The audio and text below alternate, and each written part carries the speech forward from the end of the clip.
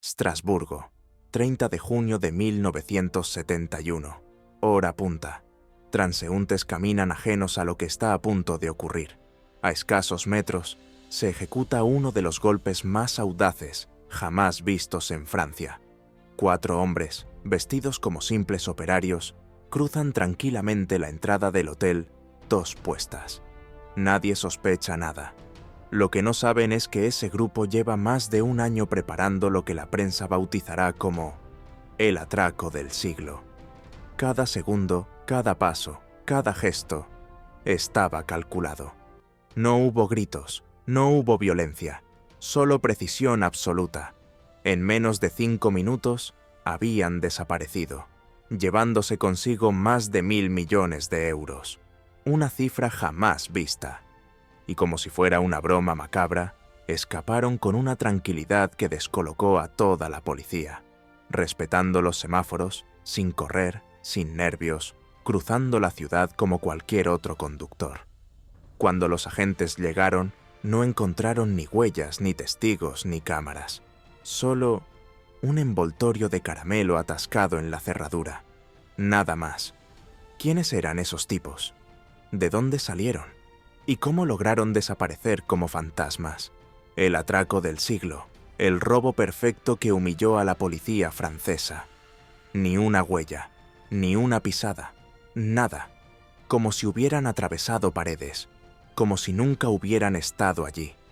Para la policía es un rompecabezas sin piezas, pero lo que no sabían era que ese golpe no era obra del azar, ni de improvisados. Era el trabajo quirúrgico de un grupo entrenado, discreto y letal. Un comando que había perfeccionado su método a lo largo de año y medio. Un equipo que convertía cada golpe en una operación quirúrgica. Siempre elegían objetivos lejos de su base, rutas ensayadas hasta el más mínimo detalle, planes de escape sin fisuras, y todo esto sin levantar sospechas, sin dejar cabos sueltos. Eran eficaces, rápidos, invisibles. El nombre del grupo causará terror durante años. Sí, hablamos de la infame pandilla de Lyon. Para entender cómo se gestó el atraco más legendario de Francia, hay que retroceder varias décadas, a los barrios más olvidados de Lyon, donde la pobreza, la exclusión y la rabia forjaron a uno de los criminales más temidos del país, Edmond Vidal, alias Momón. La temida pandilla de Lyon surgió varias décadas atrás, con el encuentro de 5 hombres cuyos caminos estaban destinados a cruzarse. Jean Auger, apodado Pequeño Jeannot; Joanny Chabel, más conocido como El Gordo; Pierre Purrat, alias El Doctor; Nicolas Caclamanos, llamado Nick el Griego; y finalmente Edmond Vidal, o como lo conocerían todos, Momón, el chatarrero. Todo comenzó en la periferia de Lyon, en los años 50. Una época dura, y aún más para un niño como Edmond Vidal. De origen gitano y criado en la pobreza, su infancia fue una lucha constante por dignidad, pan y respeto. Momón creció rodeado de cariño familiar y del calor de su comunidad, pero fuera de casa, todo era hostilidad. En la escuela no era bienvenido. Lo humillaban por su origen, lo señalaban, lo insultaban. Gitano sucio, lleno de piojos, apestas. Aún no tenía ni 10 años, y ya sentía el peso del desprecio. Dejó la escuela, se refugió en la calle, en la chatarra, en la rabia silenciosa que, años después, lo convertiría en uno de los atracadores más temidos de Francia. Tenía menos de 10 años cuando escuchó por primera vez esas palabras, y aún así no entendía por qué tanto odio, pero lo entendió rápido. Para los demás, él era solo un objetivo, un blanco fácil, uno más al que humillar. Momón no volvió a clase, ese mundo no era para él, y la calle fue su nueva escuela. A los 11 años, su familia fue expulsada del lugar donde vivía. Sin más opción, se mudaron a Gerland, otro rincón olvidado de Lyon, donde la miseria tenía 1000 formas. A los 12, ya recogía chatarra para ayudar a vestir a su familia, y a los 13, su nombre ya sonaba entre los callejones de la ciudad. En 1960, son reubicados por la ciudad en un barrio marginal de Décines, un lugar donde convivían gitanos, armenios, griegos, italianos, árabes, y donde, curiosamente, Momon encontraría por fin algo parecido a una familia. Allí conoció a Pipo Zakarian, Jean-Pierre Mardirosyan y Georges Chain Manoukian, 3 chicos de origen armenio, tan buscavidas como él. Muy pronto formaron una banda, una hermandad de barrio. Las peleas eran su día a día, barrio contra barrio, mano a mano, violentas, salvajes. Pero era su forma de existir en un mundo que los ignoraba. El barrio Décines también tenía sus refugios, cafés modestos, oscuros, donde los chicos del barrio mataban el tiempo. Uno de ellos era el de Michel Silmetsoglu, a quien todos llamaban el griego. Un hombre mayor que ellos, de mirada tranquila y siempre dispuesto a fiarles un café cuando no tenían ni una moneda. Y cuando podían, se lo devolvían. Así funcionaban las cosas entre ellos, con respeto. Con los años las peleas fueron quedando atrás. Momon, Pipo, Chain y Mardirosyan empezaron a buscar una vida más estable. Algunos trabajaban en fábricas, otros en oficios duros, pero ninguno lograba mantener un empleo fijo, siempre entre contratos temporales y salarios mínimos. A los 17, Momon se une a un chatarrero. Por fin empieza a ganar algo de dinero, lo suficiente para comprarse su primer coche. Una victoria, una ilusión de normalidad. Pero todo cambió una madrugada, 6 de la mañana. Momon y sus amigos regresaban de una noche sin rumbo. Frente a una tienda recién abastecida, aún cerrada, vieron algo que no pudieron resistir. Un cajón de cerezas junto a la entrada. Parecía inofensivo. Una pequeña travesura más. Nadie los veía, o eso pensaban. Pero desde arriba, alguien tomó nota del número de matrícula.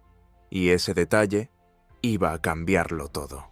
Al día siguiente del robo, la policía irrumpió en la casa de los Vidal. Momon aún recuerda con rabia cada segundo de aquel amanecer.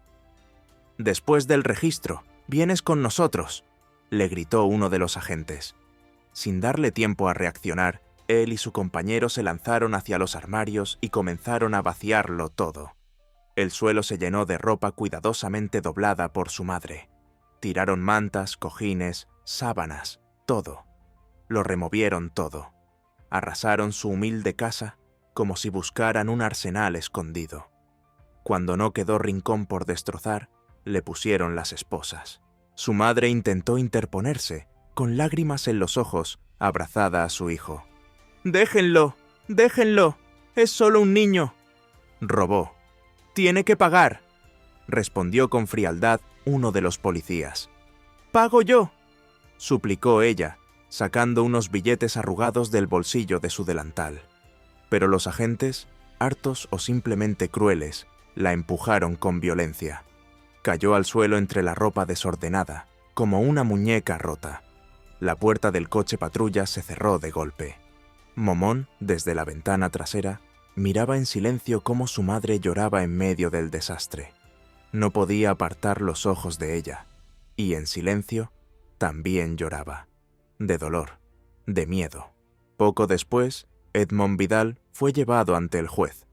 Aquel simple robo de cerezas podía parecer un acto menor, pero su historial jugaba en su contra. Las peleas callejeras, las heridas provocadas, los antecedentes. Para la justicia, no era un chico descarriado. Era un delincuente reincidente, y eso cambiaría su destino. El veredicto fue claro. Edmond Vidal fue enviado a la prisión de Saint-Paul, en Lyon. Allí lo asignaron al pabellón para menores. Poco después, se enteró de que su amigo Pipo también había sido detenido. Pero a él lo habían encerrado en otra cárcel, la de Saint-Joseph. Estaban separados. Al cruzar por primera vez los muros del penal, Momon sintió que entraba en otro universo. Uno oscuro, hostil, donde nada se parecía a lo que conocía. El miedo, inevitable, le recorrió el cuerpo, pero fue justo allí donde su vida cambiaría para siempre. A los 2 días de encierro, un funcionario le sugirió que se cortara el pelo, y llamó al peluquero de los menores, otro preso. Era joven, tendría unos 20 años. Lo llamaban simplemente Cristo. «¿Hace cuánto estás aquí?», le preguntó Momón. «2 años», respondió el chico, con aire despreocupado. «¿2 años? ¡Se te debe hacer eterno!».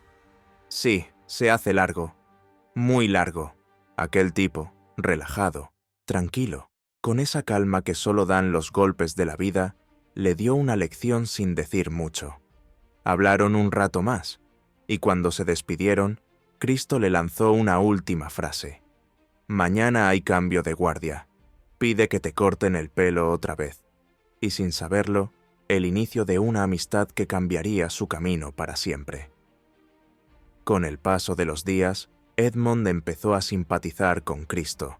Hablaban cada vez más, y poco a poco, la coraza de aquel chico reservado comenzó a resquebrajarse.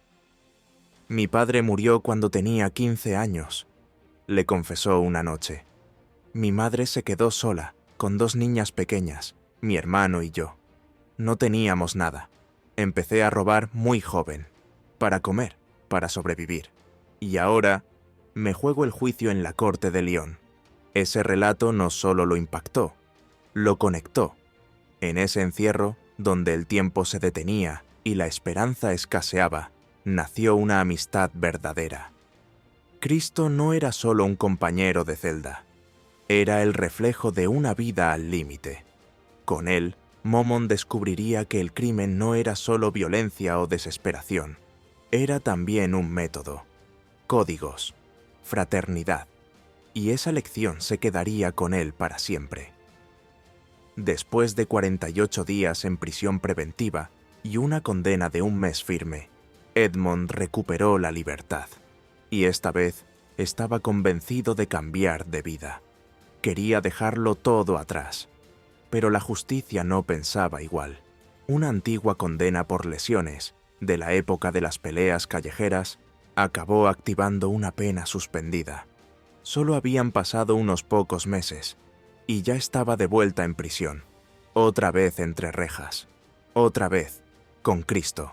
Al salir de prisión, Momón volvió a respirar libertad, pero no por mucho tiempo. Pocos días después, recibió una visita inesperada. Era Cristo, pero ya no era el mismo. Llevaba ropa gastada, estaba más delgado y parecía cansado. En sus ojos, sin embargo, aún brillaba esa chispa que Momón conocía bien. «Voy a desaparecer un tiempo», le dijo sin rodeos, «pero cuando vuelva, te haré una propuesta». Pasaron 2 meses. Una tarde cualquiera, mientras caminaba por las calles de Lyon, Momón lo vio de nuevo, pero esta vez Cristo iba al volante de una flamante Peugeot 404, bien vestido, relajado, con una sonrisa en la cara. «Vaya, parece que los negocios van bien». «Sí, no me quejo. Estoy trabajando con un amigo, Patty. Le hablé de ti. Te quiere conocer. Podrías unirte». Momón se quedó en silencio. El dilema era claro: volver al trabajo duro y mal pagado, o probar suerte en el otro lado. No contestó enseguida. Lo pensó, lo midió, y finalmente aceptó. Años después, recordaría aquel momento. «Pese a mis dudas, a pesar del miedo a volver a prisión, tuve que admitirlo. Su método era más eficaz que la chatarra para ganarse la vida». 6 meses después, Edmond Vidal participó en su primer atraco. Junto a Cristo y Patí, asaltaron la villa de un empresario en Isère. El botín, 20.000 euros, una fortuna para la época. Y no solo fue dinero, fue una lección. Con ellos, Momón aprendió cómo se planifica un golpe, cómo se entra, cómo se sale, cómo se guarda silencio, cómo se sobrevive. Días más tarde intentaron otro golpe, esta vez en el interior de una fábrica, buscando el contenido del gran cofre. Pero alguien se les había adelantado. El botín ya no estaba. Solo quedaron las paredes vacías. Fue un golpe duro, pero también una señal. Tocaba cambiar de estrategia. Abandonaron los cofres, demasiado riesgo para tan poca garantía. Ahora irían directamente a las personas, en concreto, a los mensajeros que transportaban el dinero. Su nuevo método, interceptarlos en pleno traslado, arrebatarles las maletas y desaparecer antes de que nadie reaccione. Y funcionó. En su primer intento bajo esta modalidad, lograron robar cerca de 90.000 euros. Un éxito rotundo. La policía nunca resolvió ese caso. Pero para Momón, lo más importante no fue el dinero. Fue darse cuenta de que ya no había marcha atrás. Había cruzado una línea y no pensaba volver. Pero, como era de esperarse, los problemas con la justicia no tardaron en volver. Febrero de 1966. Una noche fría en Lyon. Momón y Cristo, acompañados por 2 amigos más, se dirigen al 6º distrito. Destino, un bar llamado Le Nelson. Cristo tenía una razón personal para ir allí. Quería ver a una chica que conoció tras salir de prisión. Ahora ella trabajaba como camarera en ese local. Al verla detrás de la barra, se acercó con una sonrisa. Ella, en un intento por agradarle, le comentó, con tono inocente, que había causado sensación entre los clientes del bar. Un comentario sin maldad, pero para Cristo fue dinamita. En segundos, su rostro cambió. Los celos lo consumieron y comenzó a alterarse. Quiso sacarla del bar a la fuerza, insistiendo, empujando, perdiendo el control. La escena no pasó desapercibida. 2 hombres que estaban sentados al fondo del local se levantaron. Uno de ellos, nada menos que campeón de boxeo peso pesado, no tardó en intervenir. No toleraba ese espectáculo. Y ahí, todo se desmadró. Para Cristo, Momón y sus amigos, la noche se torció de forma inesperada. La tensión estalló. Y no fue una pelea cualquiera. El campeón de boxeo, junto a su compañero, les dio una paliza brutal. No hubo opción de respuesta. La banda fue humillada y forzada a huir del local entre golpes y gritos. Pero si algo no sabían esos hombres, era que ni Cristo ni Momón se iban a quedar de brazos cruzados. Esa humillación no iba a quedar impune. A las 3 de la madrugada volvieron al bar, pero esta vez no como clientes, sino como vengadores. El plan era simple: esperar a los 2 tipos que los habían golpeado, encañonarlos y dejar claro quién mandaba. Al llegar, intentaron entrar, pero el acceso estaba cerrado. Nadie quería abrirles la puerta. Cristo comenzó a perder la paciencia. Golpeó, gritó y finalmente explotó. Sacó su arma y disparó directamente a la cerradura. El amigo que los acompañaba hizo lo mismo, pero su bala no fue tan precisa. Impactó de lleno en el abdomen de la dueña del bar, que se encontraba detrás de la puerta. La situación se salió completamente de control. Ya no era una venganza, era una agresión con heridos, y de gravedad. Para Cristo y Momón, todo cambió en ese instante. No podían quedarse. La policía caería sobre ellos en cuestión de horas. Tenían que desaparecer, y rápido. La decisión fue inmediata: huir a Marsella, donde Momón conocía a varios gitanos que podrían ofrecerles refugio. Fue Michel el Griego, viejo amigo del barrio, quien se encargó de llevarlos al sur. La ruta estaba clara. El objetivo: no dejar rastro. La fuga acababa de comenzar, y la cacería también. Tras varias horas en carretera, lograron llegar a su destino, Marsella. Allí, en las afueras de la ciudad, se refugiaron en un campamento gitano donde Momón tenía conocidos. Un escondite improvisado, lejos del ruido y de los ojos curiosos. Pero ni el miedo ni la incertidumbre detuvieron a Cristo. A los pocos días, decidió participar en un nuevo golpe. Esta vez, junto a su viejo socio Paty y un tipo más. El robo se llevó a cabo con éxito. Cuando regresó a Marsella, Cristo se reunió con Momón para contarle los detalles. Y lo que dijo cambiaría todo. Conocí a unos tíos que no son como los demás, exmilitares de Argelia, duros, rápidos, profesionales. Están metidos en los golpes más grandes de la región de Lyon. Los llaman la banda del Valle del Saona. Cristo estaba fascinado. Nunca había visto un equipo tan preparado. Y entre ellos destacaba uno en particular, el Gros. Un nombre que empezaría a sonar con fuerza en la vida de Momón. Pero no todo iba a salirles bien. En el sur, alguien habló más de la cuenta y los delató. Y así terminó la fuga. Momón y Cristo fueron detenidos nuevamente. Ambos volvieron a pisar la cárcel. Otra vez esposados, otra vez fichados. Edmond Vidal fue enviado de nuevo a la prisión de Saint-Paul, en Lyon. Detención preventiva. Y esta vez, había juicio en camino. El caso del Nelson los perseguía. Y el tribunal de Lyon esperaba sentencia. El veredicto no dejó lugar a dudas. 5 años de prisión para Edmond Vidal, 8 años para Cristo. Ambos fueron condenados por el caso del Nelson. Momón, con poco más de 20 años, fue trasladado a la prisión de Mulhouse para cumplir su condena. Allí, entre rejas, comenzó a pensar seriamente en cambiar de vida. Ya no quería correr. Ya no quería mirar por encima del hombro. Tenía la intención firme de dejarlo todo atrás. Pero el destino aún no había terminado con él. Fue durante ese periodo, en la noche del 24 de diciembre, cuando conoció, por fin, a aquel nombre del que tanto le había hablado Cristo, Joanny Chabel, alias el Gros. Aquella noche, su madre le había traído un paquete con comida y ropa, pero justo antes de recibirlo, cerraron las celdas. A pocos metros, el Gros también esperaba su paquete.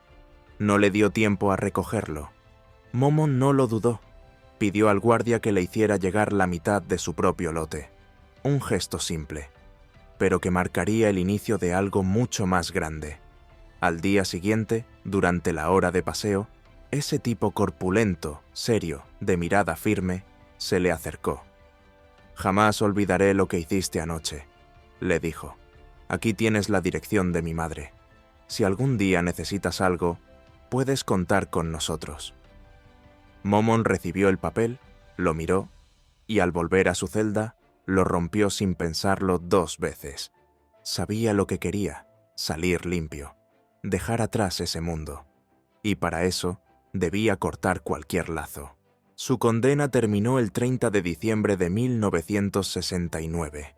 Obtuvo 6 meses de semilibertad antes de que se le concediera la libertad condicional. Un nuevo comienzo, al menos en teoría. Durante su periodo de semilibertad, Momón intentó hacer las cosas bien. Trabajó como obrero en distintas obras, cargando materiales, sudando desde el amanecer. Luego, con esperanza, comenzó una formación como electricista. Para él, esa formación era más que un curso.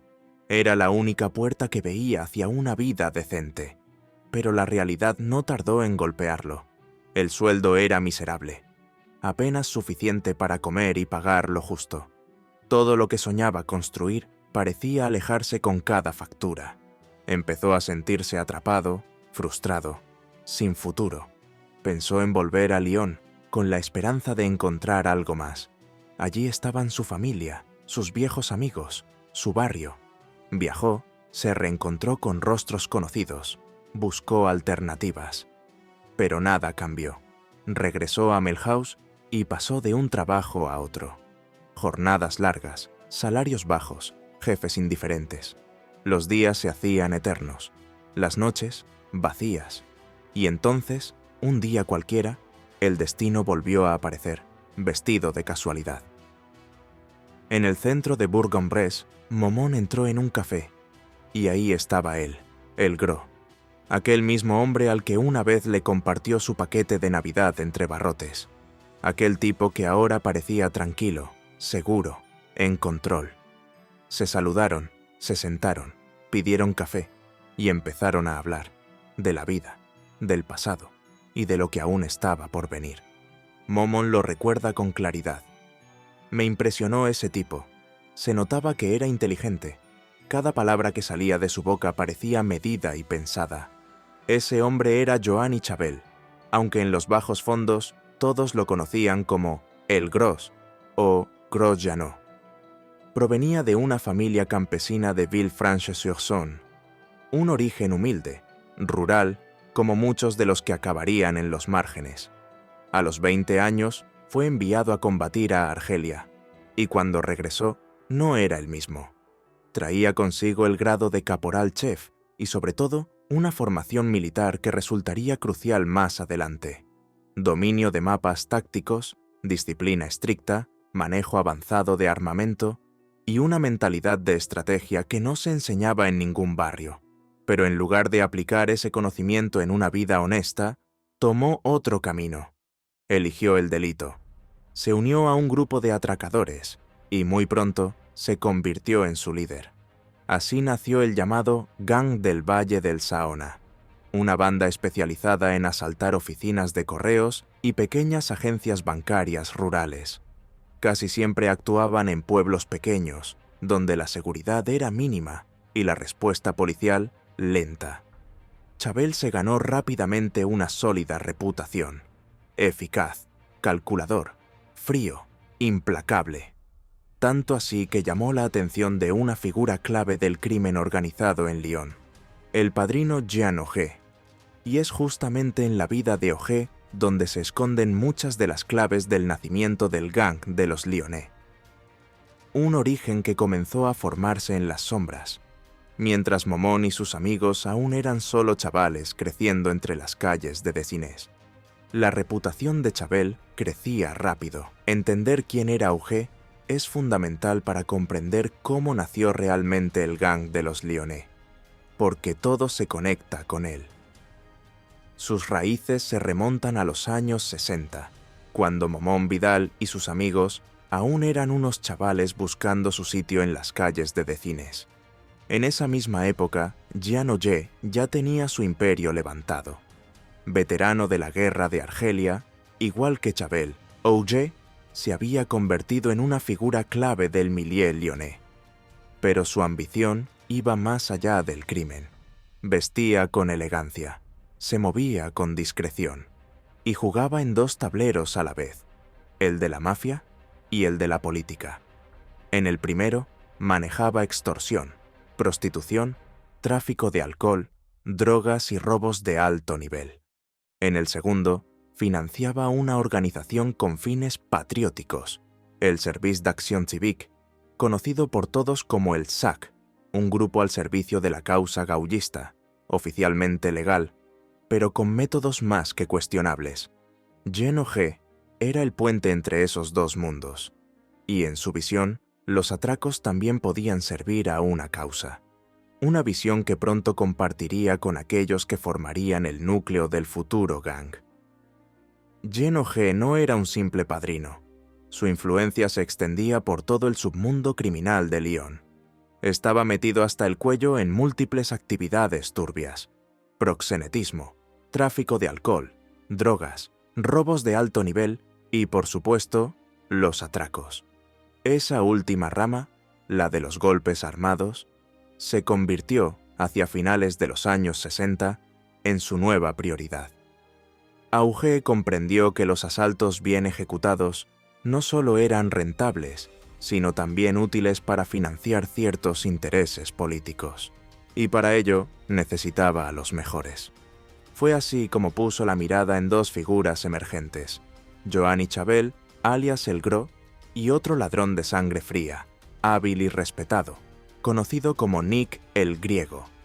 Ambos representaban una nueva generación de delincuentes, disciplinados, profesionales y silenciosos. Chabel, por su parte, no tardó en reclutar a otro tipo con perfil similar: Pierre Purrat, un ladrón reservado, meticuloso, del que pocos sabían realmente algo. Con ellos tres, Auger dando las órdenes desde la sombra, y Chabel, como jefe operativo, empezó a gestarse el grupo que pronto se haría famoso en toda Francia. Ahí fue donde, por primera vez, el gang de los Lyonnais empezó a tomar forma. Los tres, Chabel, Nick el Griego y Pierre Purrat, comenzaron a ejecutar varios atracos, todos bajo la mirada discreta pero firme de Jean Auger. El padrino no solo los apoyaba, Les proporcionaba armas, información privilegiada y todos los recursos necesarios para que su ascenso fuera rápido y efectivo. Era el inicio de algo grande. Lo que nadie sabía en ese momento es que Edmond Vidal estaba a punto de unirse a ellos. Él aún no lo sospechaba, pero el destino ya estaba moviendo las piezas. Ocurrió en Bourg-en-Bresse, después de una conversación casual con el Gros, y justo cuando estaban a punto de despedirse, Chabel lo detuvo. «Dame tu contacto». Momon dudó un segundo, pero terminó escribiendo su número en un trozo de papel. Semanas más tarde, el teléfono sonó. Era el Gros. «Ven a verme, hablemos». El lugar del encuentro fue tan discreto como simbólico. Una casa vieja perdida en el campo, transformada en un pequeño bistró rural. Un sitio sin cámaras, sin vecinos curiosos, sin ruido. Su nombre, Café des Chasseurs. Ahí, en ese rincón silencioso de la campiña francesa, comenzaría la verdadera historia del Gang des Lyonnais. Dentro del local, sentado en una mesa apartada, estaba el Gros. Cuando vio entrar a Momon, le hizo una seña con la cabeza y le indicó que se sentara. «Dime, Momon, ¿te interesa la política?» Momon arqueó una ceja. No era la conversación que esperaba. Durante casi una hora, Chabel habló sin parar, de la izquierda, del comunismo, de su desprecio por ciertas ideas, de cómo, según él, todo estaba podrido. Momon lo escuchaba, pero sin mucho entusiasmo. Asentía, con la mirada en la taza de café, hasta que se hartó. «Ve al grano. ¿Qué es lo que quieres?» Chabel no se ofendió. Sonrió y soltó la verdadera propuesta. «Se trata de hacer ciertos servicios para un partido político. A cambio, nosotros salimos ganando. ¿Te interesa unirte?» Ese partido político al que se refería no era otro que el Partido Gaullista, al que tanto él como Jean Auger apoyaban desde las sombras. Momon no respondió enseguida. Sabía que lo que estaba a punto de decidir lo cambiaría todo. Tanto Chabel como Auger eran veteranos de la guerra de Argelia, y ambos compartían una misma visión: contribuir al regreso del gaullismo más radical financiado a través de atracos perfectamente orquestados. Chabel lo dejó bien claro. Si Momon se unía al grupo, tendría que compartir el botín, como todos. Nada de ganancias individuales. La mitad de lo que se robara iba directo a la causa política. «Auger nos pasa información», explicó el Gros. «Objetivos, horarios, fallos de seguridad. Pero a cambio, la política se lleva su parte». Momon no lo veía claro, y no dudó en decírselo. El Gros lo miró fijamente. «¿Tú puedes encontrar por tu cuenta un golpe de 2 o 3 millones?» Esa cifra detuvo en seco a Momon. ¿Millones de euros? De pronto, todo tomó otra dimensión. El Gros le habló entonces de una operación en preparación, un golpe colosal que podía cambiarlo todo. Lo llamó la gran jugada. «Entonces, ¿estás con nosotros?» Momon no dijo más. Solo asintió. Así fue como Edmond Vidal entró definitivamente en la banda. Junto a Joan y Chabel, Pierre Purrat y más adelante, Nicolas Caclamanos, Nick el griego, formó parte del núcleo original del Gang des Lyonnais. Y a partir de ese momento, la aventura criminal más legendaria de Francia podía comenzar. El golpe del siglo. Tiempo después, el Gros volvió a contactar a Momon. Esta vez, el encuentro sería en un lugar aún más discreto, un pequeño albergue escondido a orillas del río Saône. Nada de bares en la ciudad, nada de miradas incómodas, solo silencio, calma y planes importantes. Cuando Momon entró, el Gros ya lo esperaba en el mostrador. Con él, 2 tipos que no conocía. «Te presento a Momon», dijo Chabel. «Momon, este es Raúl, y este otro, Patrick». Ese Patrick no era otro que Pierre Purrat, aunque Momon no sabría su verdadero nombre hasta mucho después. En ese mundo, los nombres reales eran un lujo que nadie se podía permitir. Aquel fue el primer contacto directo entre Vidal y los dos cerebros operativos del grupo. Y aunque Momón aún no lo sabía, estaba a punto de integrarse a un equipo diseñado para lo imposible. La maquinaria del gran golpe comenzaba a encenderse. Desde el primer instante, Momón quedó impresionado por Purrá. Había algo en él, difícil de describir. Una presencia, una energía silenciosa, una especie de autoridad natural que no necesitaba imponerse con gritos ni gestos. Allí, frente a esos dos hombres, recordaría más tarde, sentí claramente el aura que los rodeaba, una especie de superioridad innata, hecha de calma, seguridad y determinación. Lo entendió de inmediato. Estaba ante dos de las figuras más imponentes del mundo del crimen que había conocido hasta ese momento. Y no era solo una cuestión de reputación, era una forma de estar, de hablar, de observar. Ambos reunían todas las cualidades que definen a un verdadero profesional. Una vida marcada por la discreción absoluta, el valor para actuar sin vacilaciones, la fortaleza mental para soportar un interrogatorio sin quebrarse y, sobre todo, la disciplina para invertir semanas, incluso meses, en preparar cada golpe con una precisión quirúrgica. Esos dos, diría Momón, se convirtieron en mis maestros. Ellos me enseñaron lo que significa planear y ejecutar un verdadero atraco. De los dos, Joan y Chabel representaba el coraje puro, la frialdad necesaria para mantener la calma incluso bajo presión extrema. Su historial hablaba por sí solo, y su nombre comenzaba a escribirse en las páginas de la historia criminal francesa. Joan y Chabel había llamado la atención de Auger por una razón muy concreta: su capacidad para soportar interrogatorios brutales sin romperse. Tenía temple, tenía nervio, y por encima de todo, un gusto declarado por la acción directa. Fue él quien introdujo en el grupo los métodos de tipo comando, diseñando atracos como operaciones militares, rápidos, precisos, eficientes. Pero si Chabel era el músculo y la determinación, Pierre Purrá era el silencio y el control absoluto. Discreto hasta el extremo, era el más enigmático de todo el grupo. Solía estar en las sombras, alejado de las conversaciones triviales, observando en silencio y analizando. Nunca hablaba más de la cuenta, y rara vez se dejaba ver fuera del entorno necesario. Los investigadores, años después, lo describieron así: de carácter hermético. No sabemos casi nada de lo que ocurrió en su vida durante ese periodo. Todo lo que le llevó a convertirse en lo que fue, nos sigue siendo desconocido. Su apodo en el grupo, Patrick, era solo una máscara, pero con el tiempo, los suyos comenzaron a llamarlo también el Doctor, por su forma de moverse, por su porte, y por cómo calculaba cada paso con una frialdad quirúrgica. Y no era para menos. Pierre Purrá había nacido sin padre conocido, y su madre lo había abandonado siendo apenas un niño. Un inicio marcado por la dureza, que solo fue el comienzo de un camino aún más oscuro.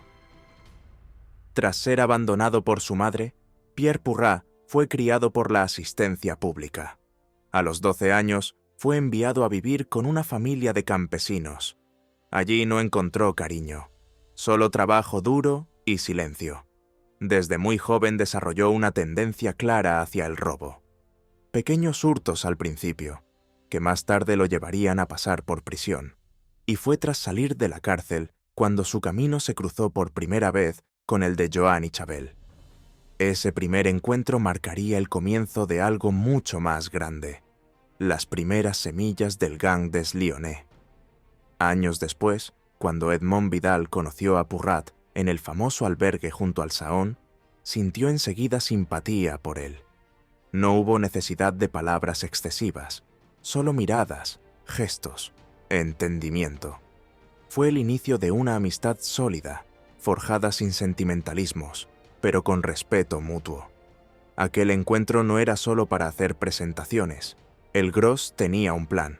Ese mismo día les propuso un golpe en Pondán. La idea era asaltar a 2 transportistas que llevaban la paga de una empresa.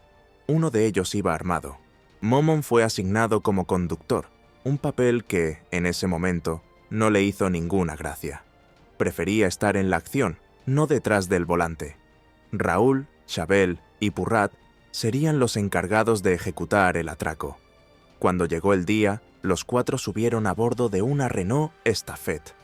Todo estaba cronometrado. Esperaron con calma a que los convoyes salieran del edificio, llevando la maleta con el dinero. Y entonces, cuando el objetivo estuvo claro, los 4 saltaron del vehículo. Era la hora de actuar. Chabel apuntaba con su arma, cubriendo toda la calle, firme, imponente, sin temblar. Mientras tanto, Purrat y Raúl se lanzaron directo hacia el convoy. Sabían exactamente lo que tenían que hacer. Y también sabían lo que no podían permitirse: activar el mecanismo de seguridad de la maleta. Esa maleta llevaba un sistema conectado a una pulsera trampa. Si lo arrancaban en el momento equivocado, el interior se teñiría con tinta y el dinero quedaría inservible. Purrat fue el primero. Tomó con fuerza la muñeca del transportista que llevaba el botín. Raúl actuó al instante. Con un corte limpio, preciso, separó el brazalete de seguridad.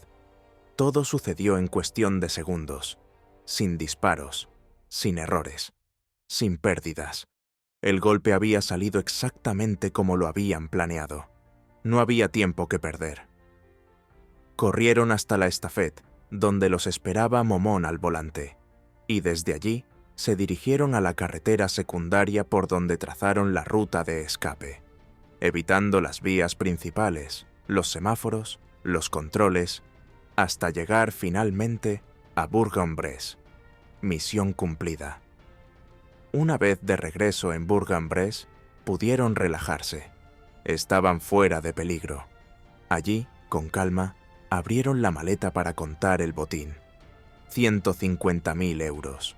Un golpe limpio, rápido, rentable. Pero no pasó mucho tiempo hasta que el Gros volvió con otra propuesta. «Tengo otro trabajo», le dijo a Momon. «Similar al de Pont-Dien, pero esta vez será en Mâcon». El plan era prácticamente el mismo: asaltar a los transportistas durante el traslado de la paga de una empresa. Pero esta vez había un detalle nuevo. ¿Has oído hablar de Nicolás Caclamanos? Momon alzó una ceja. Ese nombre no le era ajeno. Nicolás probablemente estará en la gran operación, continuó el Gros, pero ahora está con el agua al cuello. Muy mal de dinero. Quiero darle un empujón, sacarlo a flote. ¿Te vendrías a trabajar con él, conmigo y Patrick? La pregunta era directa, y la implicación mayor de lo que parecía. Nicolás Caclamanos, más conocido como Nick el Griego, no era un ladrón cualquiera, y el Gros lo sabía. Por supuesto que Momon conocía ese nombre. Nicolás Caclamanos, alias Nick el Griego, era un pez gordo. Un tipo conocido en todo el ambiente por su estilo relajado, su sangre fría y su eficacia. Era un veterano del crimen, uno de esos que no hablaba mucho, pero que sabía perfectamente lo que hacía. No era un matón de barrio, era un especialista, un operador con experiencia, considerado por muchos como uno de los brazos derechos de Jean Auger. Y lo más impresionante, jamás había pisado la cárcel. Tenía 45 años y, a pesar de estar metido en decenas de golpes, siempre lograba esquivar a la policía. Como si tuviera un escudo invisible, o quizás como si la protección del padrino lo hiciera intocable. Tenía contactos, inteligencia y, sobre todo, una habilidad única para desaparecer justo a tiempo. Para el Gros, tenerlo en la operación era una jugada maestra. Para Momon, era una señal de que las cosas estaban subiendo de nivel y rápido. A finales de los años 60, un viejo conocido de Lampa que había trabajado con él dijo una frase que lo resumía todo. Sabías que podías contar con él. Era un tipo fiable, aunque siempre andaba corto de pasta. Ese era Nick el Griego, un profesional, un jugador de equipo. Y sí, Alguien que, pese a su experiencia, nunca decía que no a un buen golpe. En el atraco de Macón, Nick asumió el rol de conductor. Eso, para Momón, fue una excelente noticia. Por fin podría dejar de estar al volante y participar directamente en la acción. El golpe fue un éxito, y no fue el único. Durante todo 1970, los atracos se sucedieron uno tras otro, cada vez mejor ejecutados, cada vez más pulidos. El grupo comenzó a desarrollar un método de trabajo que pronto se convertiría en su sello personal. Todo empezaba por el repaso del terreno. Durante los días previos, los integrantes se desplazaban al lugar del golpe vestidos de forma completamente neutra, ropa común, sin llamar la atención. Y si volvían otro día, jamás con la misma ropa. Después venía la planificación de la huida. Estudiaban todos los caminos de escape, anotaban rutas secundarias, evitaban autopistas, casetas de peaje, cruces principales, comisarías, gendarmerías. Nada quedaba al azar. Y luego, la clave, los coches de relevo. Vehículos previamente robados, siempre de una marca distinta a la utilizada en el atraco, colocados en puntos estratégicos para facilitar la fuga y desorientar a cualquier patrulla. Así, paso a paso, el gang se estaba convirtiendo en una auténtica máquina de precisión. Y finalmente, el golpe en sí. Cada detalle estaba pensado, cada elemento calculado. Para no ser reconocidos, los miembros del grupo utilizaban maquillaje profesional, postizos, pelucas, barbas falsas, bigotes. Se transformaban por completo. La consigna era simple: no dejar ni una sola pista visual que pudiera delatarlos. Y aunque preferían la estrategia al enfrentamiento, nunca salían sin su arsenal. Iban armados con pistolas, escopetas recortadas y metralletas, siempre listas. No para disparar, sino para intimidar, para que nadie tuviera el valor de interponerse. Su fuerza estaba en el factor sorpresa: actuar rápido, con precisión, y salir sin hacer ruido. Gracias a esa filosofía, lograron encadenar atracos a un ritmo vertiginoso, uno tras otro, eficaces, rentables y silenciosos.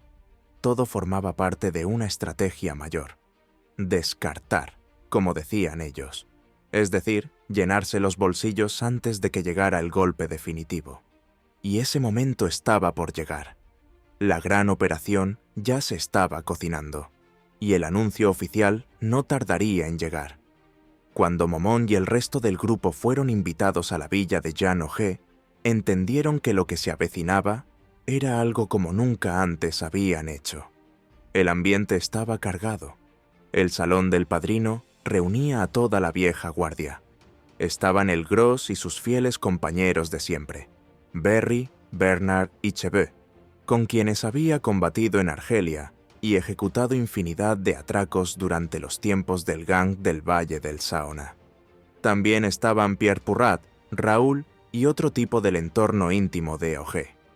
Nick el griego aún no había llegado, pero su silla ya lo esperaba. El nivel de los presentes dejaba claro que esto no era una reunión cualquiera.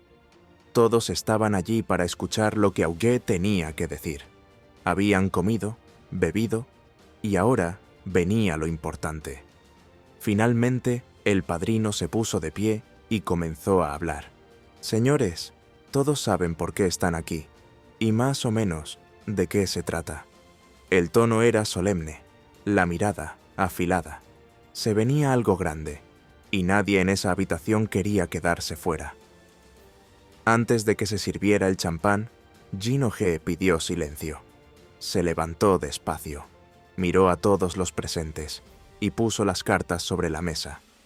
«Antes de brindar, quiero dejar las cosas claras. No voy a entrar en los detalles todavía, ni voy a decir el nombre de la ciudad donde se hará la operación. Solo les voy a exponer lo esencial. Así, el que no esté de acuerdo puede levantarse e irse con la cabeza bien alta, sin rencores, sin cuentas pendientes. Cada uno es libre». El salón quedó en completo silencio. Augué bajó la voz y dijo, con frialdad: «El golpe consiste en asaltar un lugar fuertemente custodiado. 4 policías armados con metralletas, 5 empleados, y entre 20 y 30 millones de euros en juego. La mitad será para los que hagan el trabajo, la otra mitad para nosotros. Yo no participaré directamente, solo pongo los medios. Estas son las condiciones. Piénsenlo bien antes de dar el sí. La tensión se podía cortar con un cuchillo, pero el primero en hablar fue el Gros, sin dudar. Por mí, ningún problema. Así comenzaba la cuenta regresiva hacia el golpe más legendario del crimen francés. El siguiente en hablar fue Purrat. Fiel a su estilo reservado, respondió con calma y firmeza. Yo no puedo dar mi sí sin haber visto la operación con mis propios ojos. Necesito tiempo para analizarla. Si considero que es viable, estoy dentro. Si no, me iré en silencio. Todos lo respetaron. Nadie insistió. Así era él.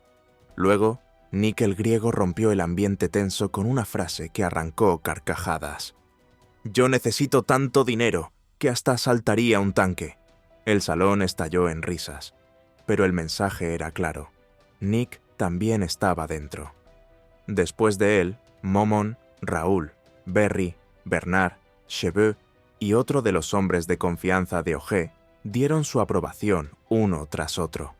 El equipo estaba prácticamente completo. Tal como había anunciado desde el inicio, la dirección de la operación estaría a cargo de Joanny Chavel. Auger, entonces, retomó la palabra y soltó la información que todos esperaban. Sobre la operación, se trata de la oficina de correos de Estrasburgo. Aún falta definir la fecha exacta, pero yo apuesto por finales de trimestre. Es cuando se mueve más dinero, cuando la suma que llega es la más grande del año. Y así, con esas palabras, se encendió la mecha del atraco más audaz jamás ejecutado en Francia. Y además, añadió Auger, por si algo saliera mal, y dado lo enorme de esta operación, todos deben entrenarse en el manejo de armas. Tenemos un sitio para eso. El Gros los llevará. Quedaba claro, esto no era un golpe más. Era la gran jugada. Ya no había marchado atrás. Solo quedaba una cosa por hacer: prepararse a fondo. Los entrenamientos comenzaron poco después. En una zona boscosa, a unos 30 kilómetros de Bourg-en-Bresse, el grupo montó un improvisado campo de tiro clandestino. En medio de los árboles, sin testigos ni ruidos sospechosos, los gángsters practicaban como si fueran un comando militar. Tenían de todo a su disposición: metralletas, escopetas con culata, cañones recortados, pistolas de varios calibres, un arsenal completo. El ambiente era serio, tenso. Cada uno sabía que se estaba preparando para algo único, y nadie quería ser el eslabón débil. Con una treintena de armas nuevas sumadas a su ya imponente arsenal, el grupo estaba más preparado que nunca. La maquinaria seguía en marcha. Cada día afinaban más los detalles, y entonces llegó la hora de la repetición general, 23 de diciembre de 1970. El objetivo, el Hotel de Poste de Chambéry. Un relámpago atrayente. En cuestión de minutos, el equipo entró, ejecutó el golpe con precisión quirúrgica y salió sin dejar rastro. El botín, 2,2 millones de euros. En ese momento, el robo más grande jamás registrado en Francia. Pero más allá del dinero, lo importante fue otra cosa: el aprendizaje. Con ese golpe, ajustaron tiempos, corrigieron errores y afinaron su técnica. Era su ensayo final, y lo habían superado con nota. Ahora sí, Estrasburgo les esperaba. La gran operación estaba cada vez más cerca, y ellos listos para hacer historia. Chavel, Purrat y Momon viajaron juntos hasta Estrasburgo, la capital de Alsacia. Era el momento de realizar los primeros reconocimientos sobre el terreno. Chavel, que tenía la dirección del golpe, lanzó su decisión. Lo hacemos entre 3, solo nosotros. La reacción de Momon fue inmediata. Para él, eso era una locura. Un golpe de esa envergadura no podía ejecutarse con tan poca gente. Purrat tampoco estaba convencido. Había demasiadas variables, Tras varias discusiones y días de indecisión, Chávez terminó cediendo a la presión de sus dos compañeros. Necesitaban un mejor plan, algo sólido, pero por más que pensaban, nada encajaba. No era tan sencillo como esperaban. La frustración aumentaba. Dado el punto muerto en el que se encontraban, se convocó una nueva reunión con Auger y el resto del grupo. Todos acudieron, excepto Raúl. Durante el encuentro, fue el Gros quien tomó la palabra. Traía un nuevo plan sobre la mesa para el golpe de Estrasburgo, algo más estructurado, más ambicioso. Auger, Cheveux, Bernard y Nick el griego dieron su apoyo sin dudar. El plan estaba cambiando de manos, y ahora sí parecía que estaba tomando forma real. Lo dije claro, el golpe debía ejecutarse a finales del primer trimestre. Era cuando más dinero se movía, cuando la operación tenía más sentido. Pero Momón, Purrat y Berry no estaban convencidos. Algo no les cuadraba. El riesgo les parecía demasiado alto. Aún así, su opinión no cambió el rumbo. La decisión estaba tomada. El golpe se haría. A pocos días del golpe, Chávez, Purrat y Momón se encargaron de ultimar todos los detalles. Cada movimiento, cada ruta, cada minuto. Y llegó el día. Ocultos dentro de una furgoneta, estacionada frente al Banco de Francia de Estrasburgo, el grupo esperaba en silencio. Afuera, los convoyes con el dinero estaban a punto de salir. El plan era interceptarlos en el patio trasero de la oficina de correos en el momento exacto en que llegaran con los sacos. El ambiente era eléctrico, y entonces llegó el momento.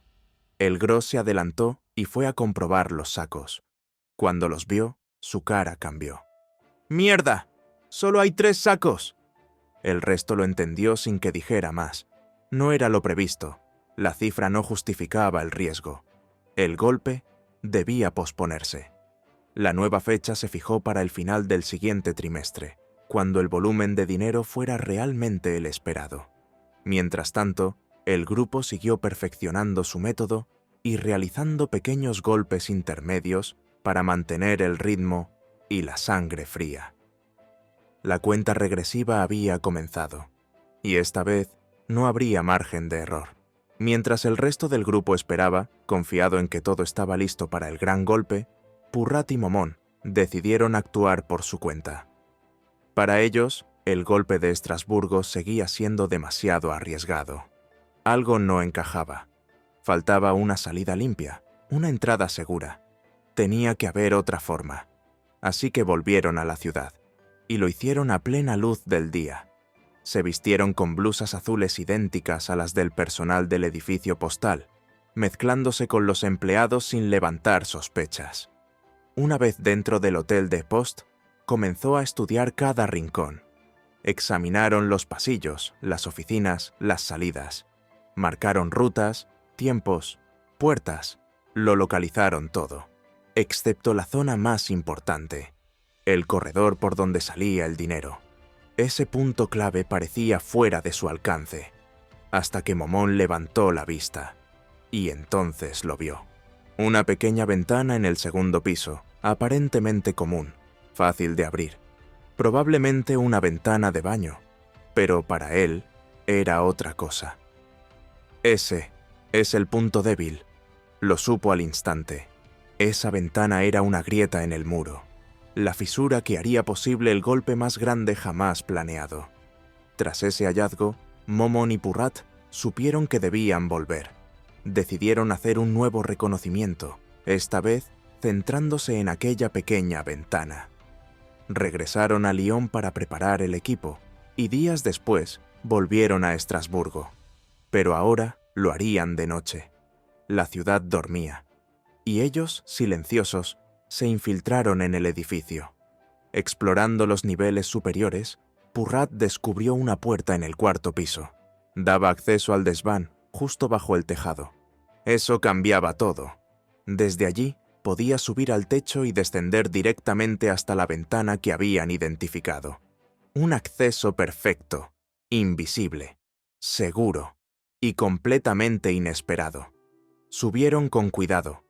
Una vez arriba, ataron una cuerda alrededor de una chimenea robusta. Momon se preparó, respiró hondo y comenzó a descender en rapel por el lateral del edificio, hasta llegar a esa pequeña abertura, apenas entreabierta. La lucarna, su acceso al botón. Purrat sujetaba la cuerda desde lo alto, dándole soltura con cuidado. Momon descendía poco a poco, con la mirada fija en su objetivo, y por fin lo logró. Entró por la ventana. Había acertado. Eran los baños del segundo piso. Una vez dentro, se movió en silencio hasta la planta baja y abrió la puerta para que Purrat entrara también. Los dos comenzaron a inspeccionar el edificio con calma.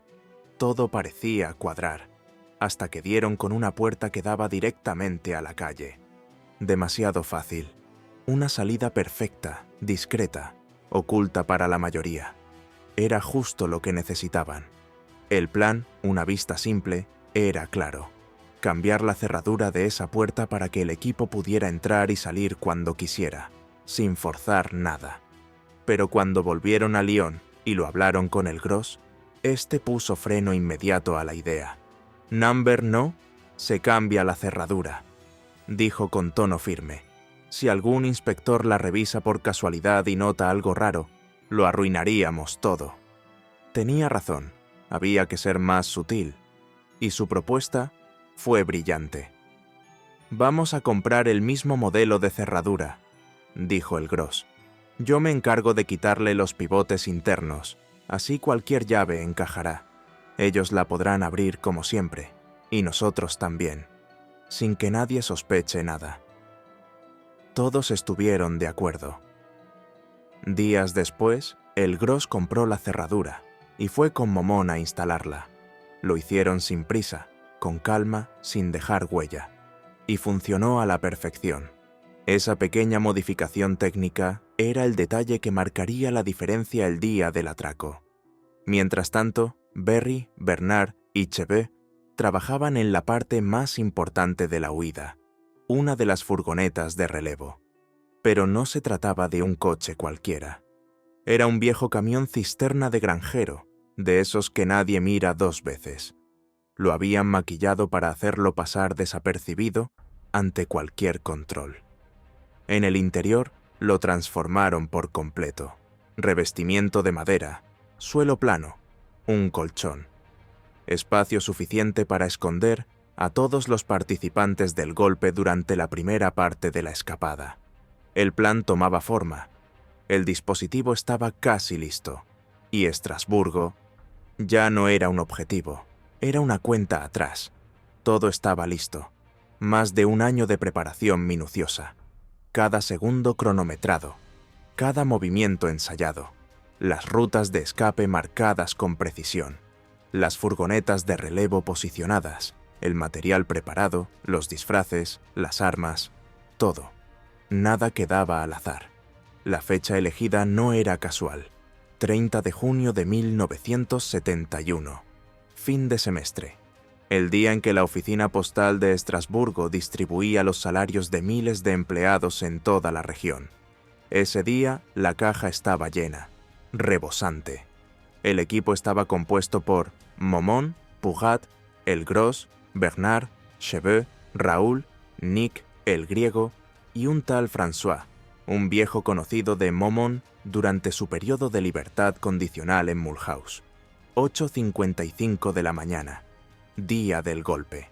Nick el griego al volante de una Renault Estafette. Dentro del vehículo, todos los miembros del comando, listos, en silencio.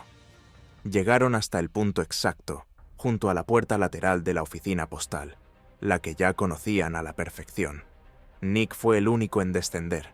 Caminó tranquilo hasta la esquina de la calle, desde donde tenía visión directa a la entrada del convoy armado que traía los sacos de dinero. La tensión era absoluta. Todo dependía del momento justo.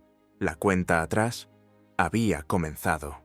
Para los 7 hombres dentro de la estafette, el tiempo parecía haber sido detenido. Los segundos se alargaban. Nadie hablaba. 9:03 de la mañana. Nick el griego regresa. El convoy con el dinero había entrado en la parte trasera de la oficina de correos. Era el momento. Los 4 designados para ejecutar el golpe se preparan. Momon, Purrat, Cheveux y Bernard. Van vestidos como simples trabajadores, disfrazados de cerrajeros con blusas de faena azules. Discretos, invisibles, anónimos. Salen de la furgoneta sin apuros. No corren, no miran atrás. Todo está cronometrado. Se dirigen tranquilamente hacia la puerta lateral. Momon mira su reloj. Todavía es demasiado pronto. Sabían que los policías, encargados de escoltar a los empleados, solían marcharse 2 o 3 minutos después de la entrega del dinero. Aún no había pasado ese margen. Momon le hace una señal discreta a Purrat. Bajen el ritmo. No deben apresurarse. 9:05. Justo en ese instante, Purrat abre la puerta con la llave modificada. Los 4 entran sin hacer ruido. Mientras tanto, el resto del grupo permanece esperando en la furgoneta, listos para intervenir solo si algo se tuerce. Nick el griego maniobra la estafeta y la estación frente a la salida, bloqueando la vista y asegurando la ruta de escape. Dentro del edificio, Momon, Purrat, Cheveux y Bernard avanzan con paso firme. Primero un pasillo, luego otro. Y entonces, un obstáculo inesperado. Se cruzan con una treintena de empleados del correo, encargados de clasificar cartas. El pasillo está lleno de gente. Un entorno caótico. Cheveux se tensa. No le gusta nada. Mira a Momon. Hay dudas sobre su rostro. No dice una palabra, pero está claro. Algo no va bien. Momon lo mira directo y le ordena, en voz baja pero firme. «Cálmate. No hay margen para el pánico».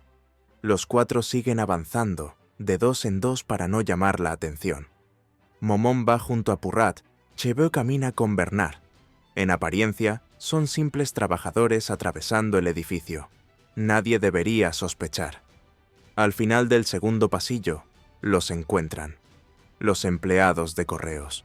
Están justo en medio del protocolo de entrega, estrechando la mano de los policías armados que los escoltan. Tal como temía Momon, han llegado demasiado pronto. No pueden intervenir.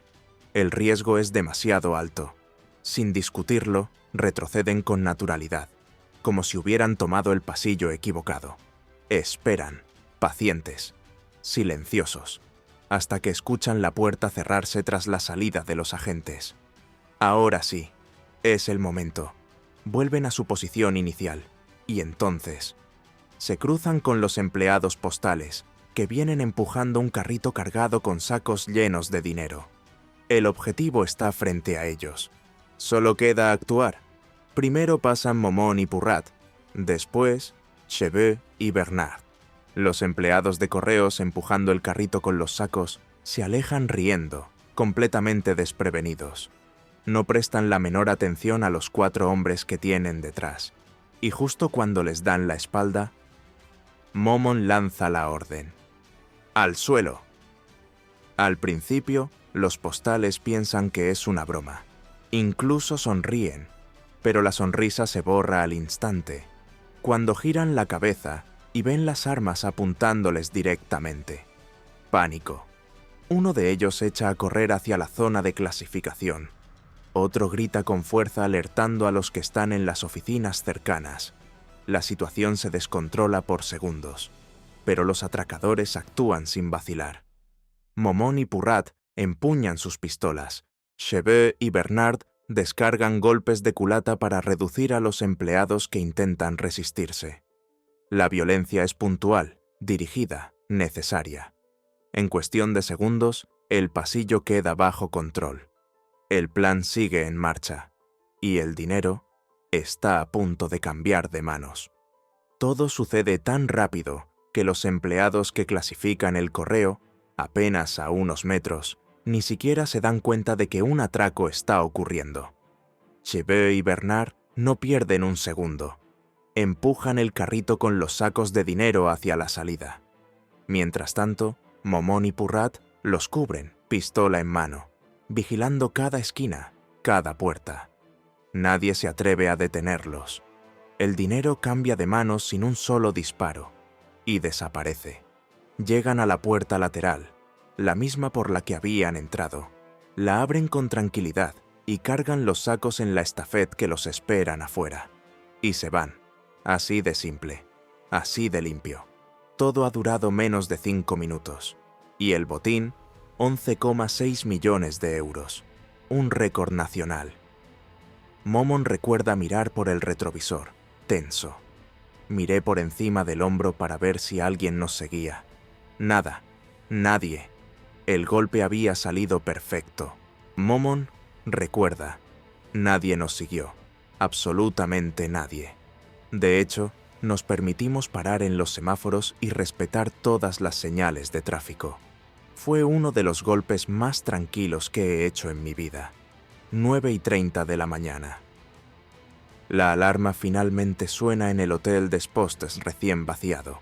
La policía entra en pánico. Patrullas por todas partes. Los gendarmes cierran accesos, montan barreras, bloquean avenidas. Pero para entonces, ya es tarde, muy tarde. Los atracadores han salido sin prisas, sin nervios, dejando atrás la capital. A unos 15 kilómetros al sur de Estrasburgo, junto a una zona boscosa, cerca del lago de Plopsheim, los espera la siguiente fase del plan. Allí han escondido 2 coches de relevo. Uno de ellos, incluso, está disfrazado de ambulancia, con un auténtico girofaro azul sobre el techo. Una jugada maestra, camuflaje perfecto para pasar cualquier control sin levantar sospechas. El golpe del siglo no solo había sido limpio, había sido invisible. Tras subirse a los vehículos de relevo, los atracadores continuaron su ruta cuidadosamente trazada en dirección a los Vosgos. Pero antes de cruzar esa región montañosa, hicieron un cambio de clave. Se trasladaron a su segundo vehículo de relevo, el viejo camión cisterna agrícola que se habían transformado para ocultarse. Con ese camión llegaron hasta Saint-Dié. Allí lo abandonaron y cambiaron nuevamente de medio. 2 coches más, previamente preparados. En el maletero habían dejado bidones llenos de gasolina para no tener que detenerse en gasolinas. Todo estaba planeado al milímetro. La huida continuó por carreteras rurales, impidiendo autopistas, controles y pueblos visibles. Y entonces, mientras conducían, sonó la radio. La noticia acababa de estallar. Se trata del mayor atraco jamás cometido en Francia. La prensa empezaba a llamarlo ya el atraco del siglo. Después de cruzar todo el este del país, el convoy llegó finalmente a su destino final, Bourg-en-Bresse. Eran las 9 de la noche. Allí, en un garaje discreto, escondieron el botín.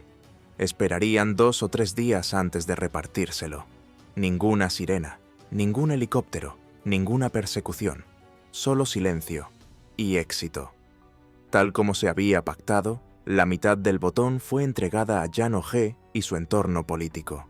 La otra mitad se repartió entre los miembros del equipo que ejecutaron el golpe. Pero para Momon aquello fue una humillación. No podía soportar la idea de ceder millones a unos políticos por los que no sentía el menor respeto. No lo veía justo, no lo aceptaba, y esa rabia fue el inicio de algo más grande, la fractura interna del grupo. Una grieta que empezaba a separar a la vieja guardia, ligada al poder y los códigos del AMPA tradicional, de la nueva generación, con ideas distintas y vínculos más personales. Tiempo antes del atraco en Estrasburgo, Momon había pasado por su antiguo barrio en la periferia de Lyon, en Dechinés. Allí se reencontró con sus amigos de siempre. Y lo que se encontró no lo sorprendió, pero sí lo inquietó. Jean-Pierre y Chain andaban metidos en pequeños atracos, siempre llevándose sumas miserables. Michel seguía envuelto en trapicheos, y Pipo se había asociado con Arpet, un viejo amigo de la infancia que ahora estaba casado con una prima suya. Sentí que me estaban lanzando indirectas, diría Momon más tarde, como si quisieran que nos volviéramos a juntar. Pero para él aún no era el momento. Primero quería terminar su aprendizaje con los mejores. Después llegaría el turno de los fieles. los de siempre. Tras el increíble atraco de Estrasburgo, la policía estaba contra las cuerdas. No entendían nada. Un operativo de esa magnitud, ejecutado en menos de 5 minutos, sin un solo disparo público, sin una alarma a tiempo, sin dejar rastro alguno. Lo único que encontraron fue un detalle casi absurdo: el envoltorio de una golosina, insertado en la cerradura por donde los atracadores se habían escapado. Un truco infantil, y sin embargo, eficaz para bloquear la puerta y ganar segundos vitales. Más allá de eso, nada. Ni una huella, ni una imagen útil, ni una pista concreta. Era como si hubieran sido fantasmas. Lo único que tenían claro en comisaría era esto: quien hizo esto no era principiante. Se trataba de una banda profesional, organizada al milímetro, entrenada.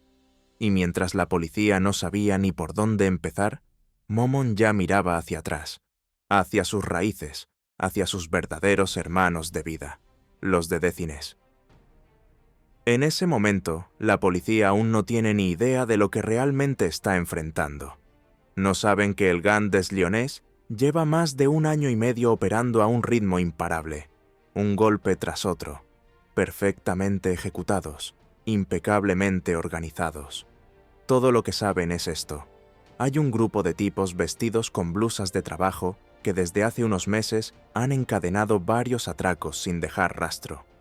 Y ahora, tras el golpe de Estrasburgo, ya no hay vuelta atrás. La investigación se vuelve prioridad nacional.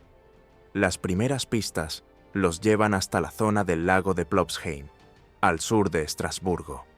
Allí, entre los árboles, se encuentra la Renault Estafette usada en el atraco, vacía, abandonada con precisión. Un simple cascarón, pero suficiente para confirmar que los autores sabían exactamente lo que hacían. La policía empieza a entender que no se trata de delincuentes comunes, sino de una máquina perfectamente engranada. Y lo que no saben todavía es que esto apenas empieza. En el interior de la furgoneta solo quedó una moneda de 1 céntimo. Nada más. La Estafette también llevaba matrículas falsas, colocadas con tal naturalidad que podrían haber pasado desapercibidas durante semanas. Pero eso no fue todo.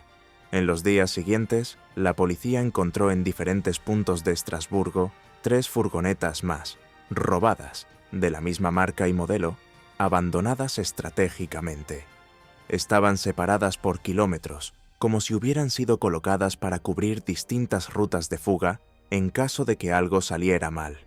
El análisis fue claro: al menos 6 vehículos robados habían sido utilizados en el operativo. Paralelamente, los agentes intentaron recopilar testimonios, pero se toparon con un muro de confusión. Se elaboraron retratos robot, pero sin éxito. Algunos testigos afirmaban haber visto a un hombre con una melena rubia llamativa. Otros hablaban de alguien con bigote y nariz prominente. Las descripciones parecían sacadas de un desfile de carnaval. Nada encajaba. Los disfraces funcionaron a la perfección. Los rostros verdaderos seguían en la sombra. Y la policía seguía completamente perdida. Los testimonios eran contradictorios. Desesperados y sin avanzar, los investigadores decidieron ofrecer una recompensa de 100.000 euros a quien pudiera aportar un dato concreto y fiable. Finalmente, tras semanas de reconstrucción, lograron comprender cómo los asaltantes entraron con tanta facilidad al Hotel de Post. Dieron con la puerta condenada que había sido su punto de acceso y salida. Y ahí todo encajó. Un comisario resumió el hallazgo con asombro. Hasta compararon llaves con los empleados mientras charlaban con ellos. La policía se daba cuenta, poco a poco, de que había estado frente a una banda extremadamente preparada, con un nivel de infiltración inimaginable. Mientras tanto, los miembros de la pandilla celebraban su éxito en silencio. Cada uno recibió una parte generosa del botín, suficiente para retirarse, si lo deseaban. Algunos compraron vehículos de lujo, otros comenzaron a invertir en propiedades, poniendo su dinero en bienes que disimularan el origen del golpe. Era el momento de desaparecer, de hacerse invisibles, de saborear el crimen perfecto. Pasaron los meses. El eco del golpe de Estrasburgo comenzaba a desvanecerse, y con él, el dinero también. Era hora de volver a moverse. El grupo decidió atacar la recaudación del supermercado Carrefour en Vénissieux, pleno corazón del área metropolitana de Lyon. Pero esta vez, Momon quería que fuera distinto. Le pidió al Gros un favor personal, que incluya a 3 de sus amigos de infancia en el golpe: Pipo Zakarian, Michel el Griego y Cristo. El Gros aceptará su propuesta. 5 de febrero de 1972, día del golpe. 7 hombres listos para actuar: Momon, el Gros, Nick el Griego, Berry, Pipo, Cristo y Michel. Todo parecía estar en orden. El equipo se colocó en posición. La recaudación fue interceptada. Los atracadores comenzaron a bajar por una escalera de emergencia con los sacos de dinero en mano. Pero entonces algo falló. En lo alto de la escalera, junto a ellos, estaba el director del supermercado. Y cuando vio acercarse a 4 figuras armadas, no dudó ni un segundo. Gritó con todas sus fuerzas: ¡Atención! ¡Esto es un atraco! El caos acababa de estallar. ¡Tú, cierra la puta boca!, gritó el Gros, fuera de sí. Y entonces empezaron los disparos, de un lado y del otro. El silencio se rompió con estruendo. El golpe, perfectamente planeado, se convertía en un caos. Aún así, Momon, Pipo y Cristo lograron hacerse con los sacos de dinero en medio del tiroteo. Pero el precio fue alto. El Gros fue alcanzado. Cayó herido. El golpe, en cuestión de segundos, se había torcido. Momon no lo dudó. Corrió hacia él, lo levantó como pudo y lo arrastró hasta la estafette, que arrancó a toda velocidad. En total, lograron escapar con 1.500.000 euros. Pero esta vez, algo había cambiado. Por primera vez, la pandilla de Lyonés había disparado. Había sangre y había heridos. Durante la huida, el Gros perdió mucha sangre. Estaba pálido, débil, al borde del desmayo. Lo llevaron de urgencia a un apartamento en la periferia de Lyon, donde un médico, contactado por uno de los miembros del grupo, llegó para estabilizarlo. La situación era grave. El golpe había dejado de ser un éxito limpio, y para todos, ya nada volvería a ser igual. La bala atravesó el bíceps de Chabel y rozó su abdomen. Para el médico, no había dudas. Debía ser operado con urgencia. No podían llevarlo a un hospital común. Así que lo trasladaron discretamente a una clínica privada, donde fue atendido por un cirujano anónimo, pero reconocido acostumbrado a ese tipo de clientes. El Gros se salvó. Por poco, muy poco. Pero el daño ya estaba hecho. No solo en su cuerpo, sino en la estructura del grupo. Porque hasta ese momento, nadie en la policía sospechaba que detrás de tantos golpes hubiera un grupo originario de Lyon. El atraco caído en Vénissieux cambió todo. A partir de ahí, las autoridades comenzaron a centrar su atención en la región. Las pistas comenzaron a aparecer. El perfil del grupo comenzaba a tomar forma. 3 días después, se abrió una instrucción judicial por robo a mano armada, firmada por un juez que pasaría a la historia, François Renaud. Un nombre que no dejaría de sonar. Y el 5 de abril de 1972, la policía judicial dio con nuevos elementos clave, gracias a un confidente. ¿El atraco de Vénissieux les interesa?, les dijo, y soltó 2 nombres: Momon, el chatarrero, y Pipo. Por primera vez, los investigadores se asociaron directamente a Edmond Vidal y Pierre Zakarian con una de las investigaciones más graves del país. El cerco comenzaba a cerrarse. Cuando los investigadores empezaron a analizar a Edmond Vidal, uno de ellos no pudo evitar soltar, incrédulo: «No puede ser, este tipo no tiene ese nivel». Pero lo tenía. Gracias a esa pista, la atención de la policía se dirigió de lleno a Décines, el barrio de origen de Momon y su círculo más cercano. Comenzaron las primeras vigilancias discretas. Pero no fue fácil. Los Lyonnais eran demasiado astutos. Se movían con cuidado, cambiaban de hábitos, detectaban a los agentes antes de ser detectados. No dejaban oportunidad de pillarlos con las manos en la masa. Ninguna prueba sólida, ningún descubierto. Mientras tanto, el grupo no frenaba. El 15 de mayo de 1972, asaltaron a 3 transportistas en Clermont-Ferrand. Botín, 340.000 euros. 4 días más tarde, atacaron a un empleado en pleno patio del Crédit Lyonnais, también en Clermont-Ferrand. Y el 29 de mayo, volvieron a actuar en Lyon, en el Boulevard Eugène Deruel. Golpes rápidos, precisos. La policía los perseguía, pero no lograba atraparlos. Entonces, cambiaron de estrategia. Se aprueban escuchas telefónicas, poniendo bajo vigilancia a 5 o 6 sospechosos clave. Y en julio de 1972, un nuevo soplo lo aceleró todo. Un informante desde Estrasburgo da 2 apodos adicionales, Patrick y Janot. Con esas pistas, la policía judicial logra finalmente identificar a uno de ellos, Joan y Chabel. El cerco se estrecha, la presión aumenta, y para colmo, el Gros empieza a desvariar. Después del golpe de Benisieux, su comportamiento cambia. Empieza a gastar sin control, a exhibir, a actuar como si nada pudiera tocarlo. La caída, inevitable, ya se perfila en el horizonte. El Gros ya no era el mismo. Se volvió paranoico, desconfiado de todos. Hizo compras llamativas, inyectó dinero en propiedades y llegó incluso a comprarse un castillo, donde organizaba fiestas lujosas, rodeado de desconocidos y bajo la mirada atenta de todos. Aquello no pasó desapercibido. Los investigadores empezaron a centrar sus ojos en él. Para el resto del grupo, su comportamiento era preocupante, inaceptable. Mientras tanto, Momón y los suyos no se detuvieron. Seguían en movimiento, fríos, eficientes.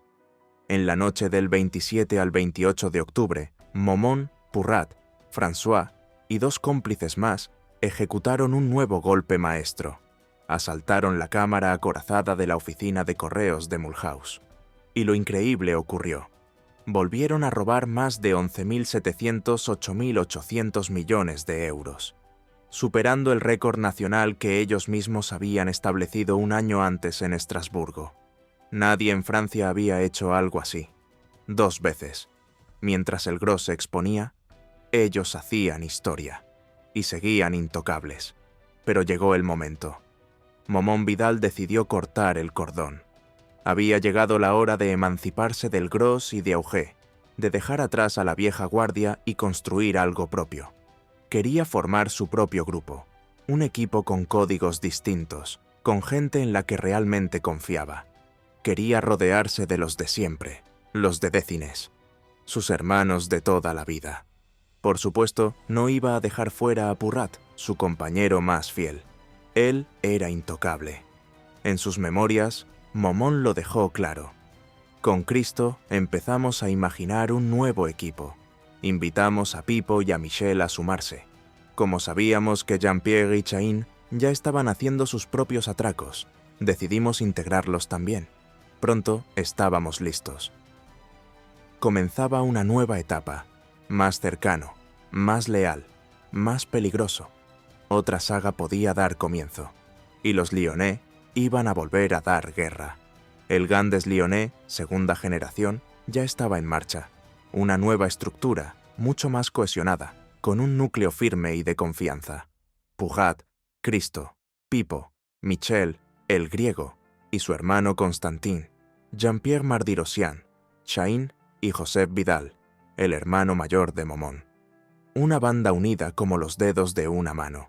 Y eso los hacía aún más difíciles de detener. Durante todo 1973, el grupo comenzó a montar sus propios golpes, con total independencia. Apuntaban a objetivos concretos, grandes superficies comerciales y pago de nóminas en fábricas, preferentemente fuera de la región de Lyon, para reducir el riesgo. Momon lo recordaría años después. Los atracos salían perfectos, y me di cuenta de que esta banda era incluso mejor que la del Gross. La química era inmejorable. Cristo, Pipo y Chain eran piezas clave, cada uno con un rol claro. Juan Pedro destacó como director de orquesta, destacaba como conductor y atracador rápido y decidido. Michel, aunque algo más lento, por su culo grande, como decían en broma, era el más sereno y sabio del grupo, y ellos mismos no perderían la oportunidad de recordárselo. Jean-Pierre, además, se encargaba junto a Cristo del mantenimiento de los coches y las armas. Una dupla técnica que mantenía al grupo listo para cualquier cosa. No eran solo un equipo, eran una familia de ladrones profesionales, y estaban en su mejor momento. A ellos les gusta ese trabajo, a mí no. En fin, cada uno con su especialidad. Así resumía Momon su rol dentro del nuevo equipo. Mientras los golpes seguían saliendo con precisión, la nueva generación del GAN del Lyonnais vivía en su mejor etapa. Pero esa tranquilidad no duraría mucho. Cuanto más avanzaban, más se alejaba Momon del Gross. Pero ellos, desde las sombras, no los perdían de vista. El Gross ya no era el mismo, paranoico, imprevisible, y ahora una amenaza real. Durante un encuentro en Ginebra, el tono cambió por completo. El Gross le lanzó una advertencia envenenada. «Sabes, Momon, tengo un amigo en los Renseignements Généraux.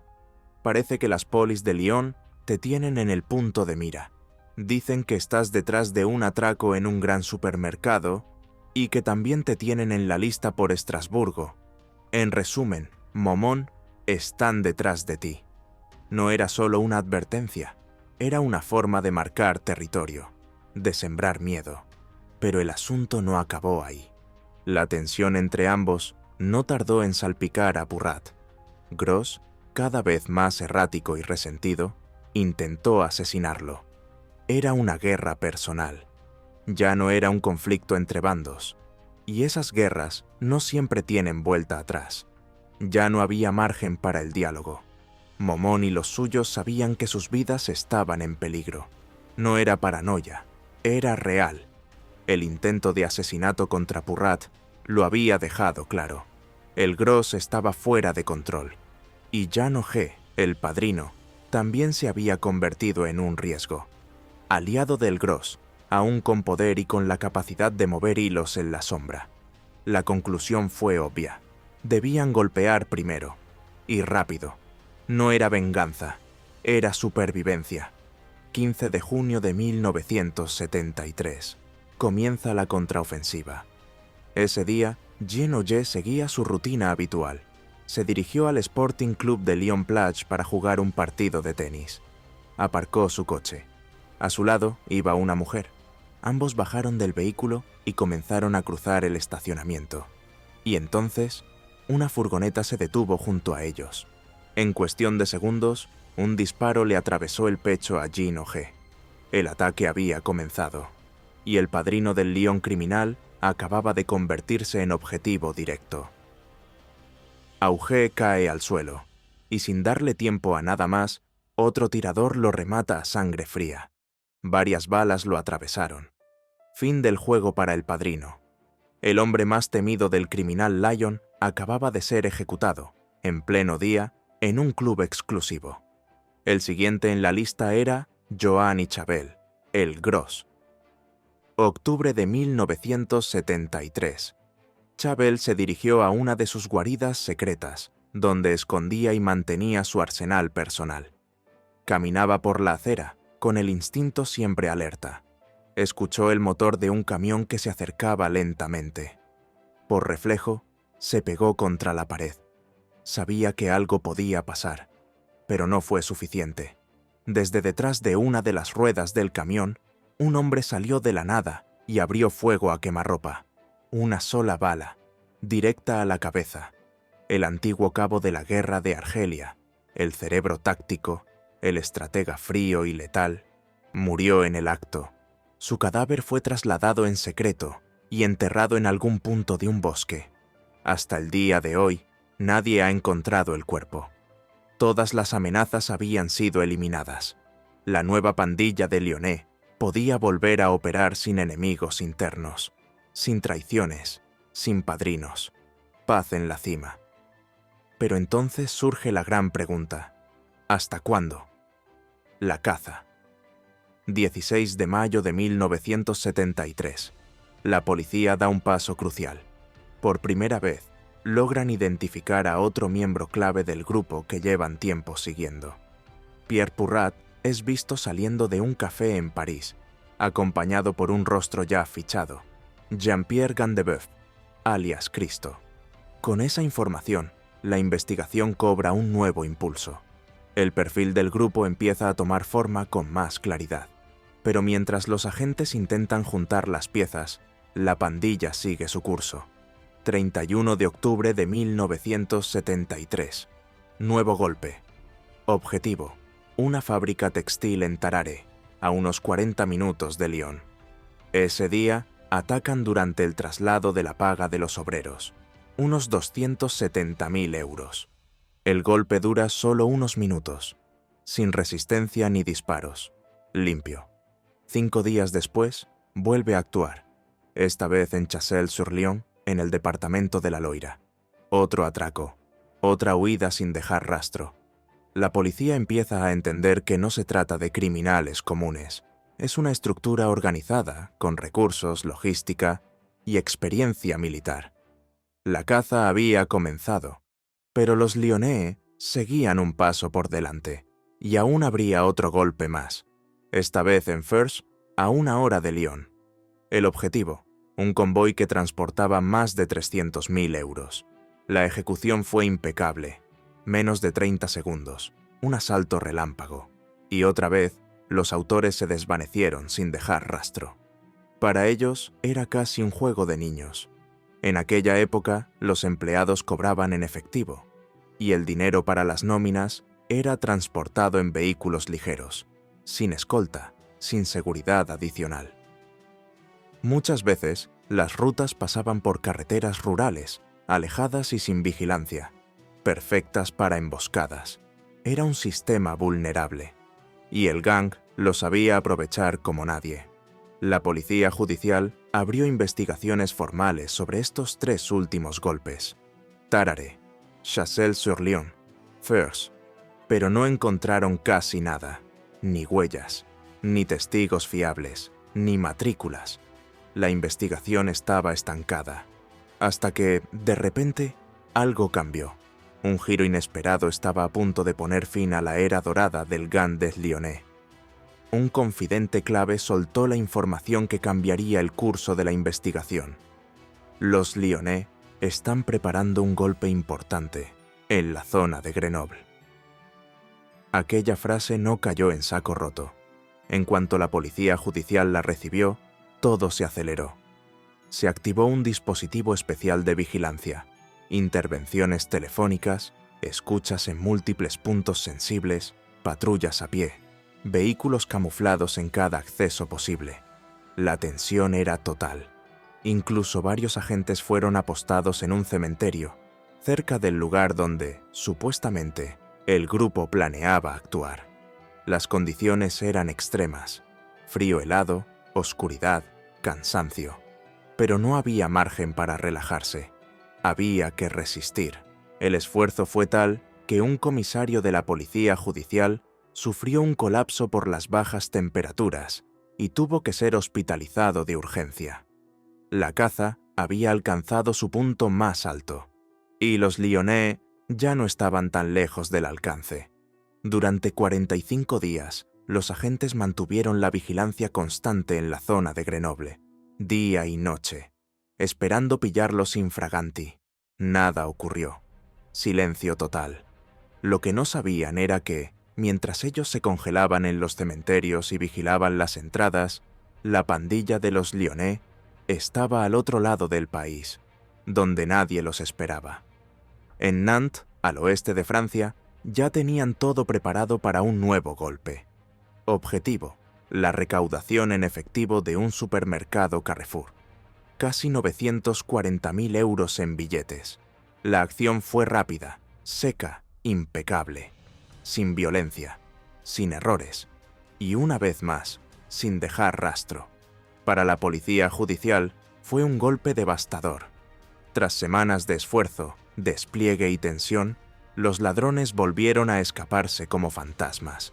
Siempre un paso adelante, siempre en otra ciudad, siempre intocables. La pandilla de Lyonnais se había convertido en la peor pesadilla de la policía francesa. Y mientras tanto, los Lyonnais no bajaban el ritmo. Enero de 1974. Nuevo golpe. Esta vez en Angers, en el oeste del país. Botín, 620.000 euros. Mismo método. Ejecución rápida, sin violencia, sin errores. Para las altas esferas del Estado, la situación empezaba a ser insostenible. Este juego del gato y el ratón ya no tenía gracia. El prestigio del aparato judicial y policial estaba en juego. Se toma una decisión. Es momento de subir el nivel. El 20 de marzo de 1974 se abre una instrucción formal por asociación de malhechores. Una nueva estrategia judicial, más amplia, más agresiva, que permite actuar incluso sin pruebas directas de un solo atraco. Paralelamente, la policía acelera. La frustración es tal que, como un gesto de impotencia desesperada, decide infiltrarse ilegalmente en el apartamento de Edmond Vidal. Allí colocando micrófonos ocultos y revisan sus pertenencias a fondo, sin autorización judicial. Todo vale con tal de detener a un fantasma que ya ha humillado al Estado durante años. El cerco se estrecha, y esta vez ya no hay margen para el error. Durante el allanamiento ilegal al apartamento de Edmond Vidal, la policía hace un descubrimiento crucial. Encuentran una colección de mapas Michelin, cubiertos de anotaciones, rutas marcadas, flechas, siglas y nombres de ciudades, escritos en Berlán, el argot invertido. Tras descifrarlos, identifican varios destinos potenciales: Chalon, Mâcon, Dole, Le Puy, Romans, todas las posibles zonas de actuación del gang. La conclusión es clara. Tienen que cortarles el paso antes de que vuelvan a golpear. Se activa entonces la Operación Chacal, una de las mayores movilizaciones policiales de la época. A partir de diciembre de 1974, se despliega 118 agentes especializados, distribuidos en 6 puntos estratégicos, cubriendo un total de 18 departamentos. La caza es nacional. Se instalan barreras con clavos, puestos de control y se dan órdenes específicas. Los agentes deberán situarse a 10 kilómetros de los puntos de intercepción, listos para alertar si detectan movimiento. Incluso se colocan puestos de tiro con francotiradores. El Estado ya no juega. Quiere acabar con la pandilla de Lyonnais, cueste lo que cueste. La policía ya no bromea. La orden es clara. Al primer contacto visual con los delincuentes, se abre fuego. Saben que están fuertemente armados y no están dispuestos a arriesgar una segunda humillación. El plan confidencial Chacal parece infalible. Una roja perfecta que, en teoría, debería hacer caer al Gandes Lyonnais. Pero por si fuera poco, la policía judicial lanza un refuerzo masivo.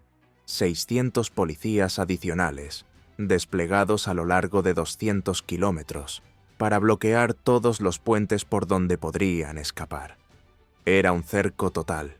Pasaban los días y nada, ni señales, ni rastros, ni vehículos sospechosos. Un excomisario lo recordaría años después. 3 semanas esperando y no vimos pasar a nadie. Al final, mejor así, porque si llegaban a pasar, habría sido una masacre. Y tenía razón, porque los Lyonnais estaban muy lejos de allí. Mientras los agentes temblaban de frío en el centro del país, el grupo se encontraba en el norte de Francia, ejecutando un nuevo golpe, a 2 objetivos simultáneos. Pero lo más impactante no fue eso. Por primera vez, decidió cambiar su plan de fuga sobre la marcha. Y ese detalle sería clave. Momon tuvo una corazonada. Algo no le cuadraba, y en el último momento decidió cambiar el plan. En lugar de tomar las rutas rurales trazadas, optó por la autopista. Fue una decisión instintiva, y acertó de lleno. El gigantesco dispositivo de Chacal, preparado para interceptarlos en cruces y caminos secundarios, quedó completamente desbordado. Los agentes, una vez más, esperaron en vano. La pandilla de Lyonnais volvió a casa tranquilamente, sin disparar una sola bala, sin ver una sola patrulla. Otra humillación para la policía, pero esta vez el Estado ya no iba a tolerarlo. Frustrados por años de burlas, los altos mandos decidieron actuar sin esperar un nuevo atraco. Sabían que pillarlos infraganti era imposible, así que jugaron su carta final, una acusación por asociación de malhechores. El juez François Renaud cumplió los mandatos de arresto y el 19 de diciembre de 1974 comenzó la caída. Uno a uno cayeron. Momón y su hermano Joseph, Pipo, Michel el griego y su hermano Constantin, Shahin, Jean-Pierre Mardirosian, Cristo y su hermano Robert. Solo uno faltaba, Pierre Pugat, pero su libertad no requirió más que unas horas. Fue detenido al día siguiente. Después de años de impunidad, la policía francesa, por fin, logró lo impensable: poner fin al reinado de la pandilla de Lyonnais. Ahora bien, aún faltaba lo más importante: las pruebas, porque hasta ese momento lo que tenía la policía era poco sólido. Sospechas, escuchas, movimientos, pero ninguna prueba material irrefutable. Hasta que, por fin, dieron con el lugar clave: una piso del grupo ubicada en la rue Saint-Marie de Terreau, en pleno centro de Lyon. Lo que encontraron allí fue una mina de oro para los investigadores, armas de fuego de todo calibre, falsos documentos, pasamontañas utilizadas en los golpes y, sobre todo, paquetes de billetes que coincidían con los atracos cometidos en el norte de Francia. Ahí ya no había vuelta atrás. El caso, hasta entonces frágil, quedaba ciego. Para el juez François Renaud, eso era más que suficiente. La imputación por asociación de malhechores se formalizó de inmediato. El tiempo de rendir cuentas había llegado. A la espera del juicio, los miembros de la pandilla fueron repartidos en distintas prisiones. Después de años de golpes perfectos, de millones robados, de fugas sin rastros, el silencio del encierro caía sobre el Gang des Lyonnais. Antes del juicio, los miembros de la pandilla fueron sometidos a 48 horas de custodia policial. Y lo que ocurrió allí no fue precisamente legal ni humano. Los interrogatorios fueron brutales.